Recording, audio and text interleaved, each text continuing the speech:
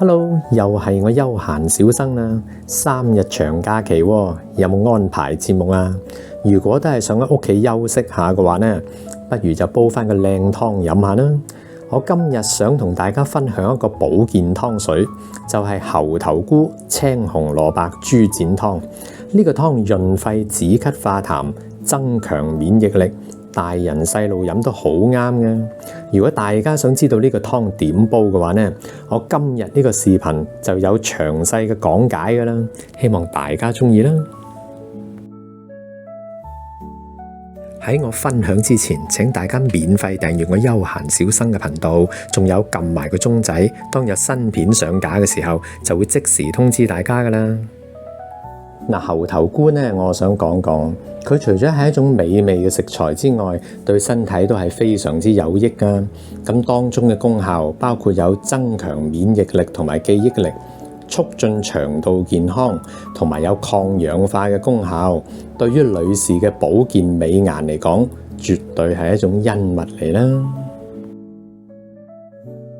猴頭菇處理嘅方法都係好簡單嘅啫，因為帶有多少嘅苦澀味，所以要用清水浸泡佢最少30分鐘，直至完全脹身，然後就過幾次水啦，喺啲水裏邊揸佢，直至揸出嚟嘅水分完全透明嘅話呢，咁就 OK 噶啦。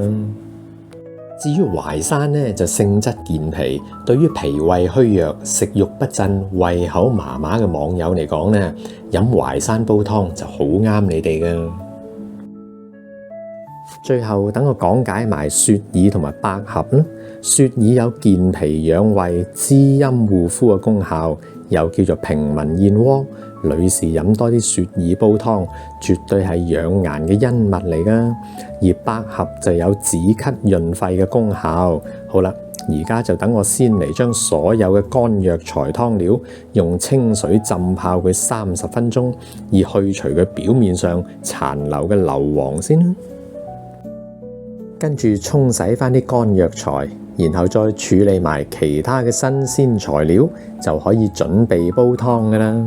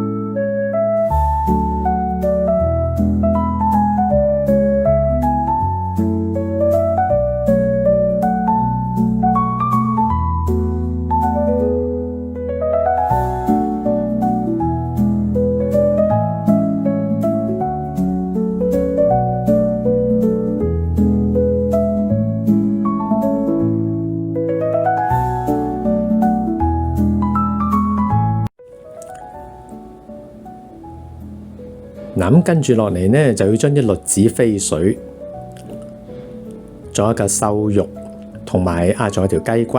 咁條雞骨呢，就早前炒雞柳嗰時拆出嚟嘅，咁我哋煲湯無謂嘥佢啦。嗱，咁而家沖洗翻佢啦。OK，咁可以擺埋一邊備用噶啦。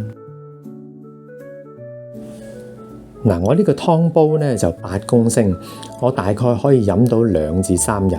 咁各位返工一族嘅網友呢，都可以不妨考慮下我呢個做法 ，OK 㗎。你可以做到日日都有湯飲。咁如果放工返到屋企食飯呢，有啖熱湯飲啊，爭好遠㗎。大家不妨試下。如果各位網友係用明火煲嘅話呢，水滾計。大火煲佢15分鐘，然後轉細火再煲多1個鐘頭，45分鐘，全程煲2個鐘頭。咁煲好之後，我哋返嚟再傾過。哇，好香啊！加半羹鹽，啲味出好多。今日呢一個嘅猴頭菇青紅蘿蔔豬展湯又搞掂啦！呢個湯健脾養胃、潤肺止咳、滋陰養顏，正所謂男女老幼都皆宜啊！大家趁住長假期喺屋企悠悠閒閒煲翻啖靚湯飲下，咁你話幾好呢？至於詳細嘅材料分量，可以參考我視頻裏邊嘅內容部分，就有相關嘅中英文食譜噶啦。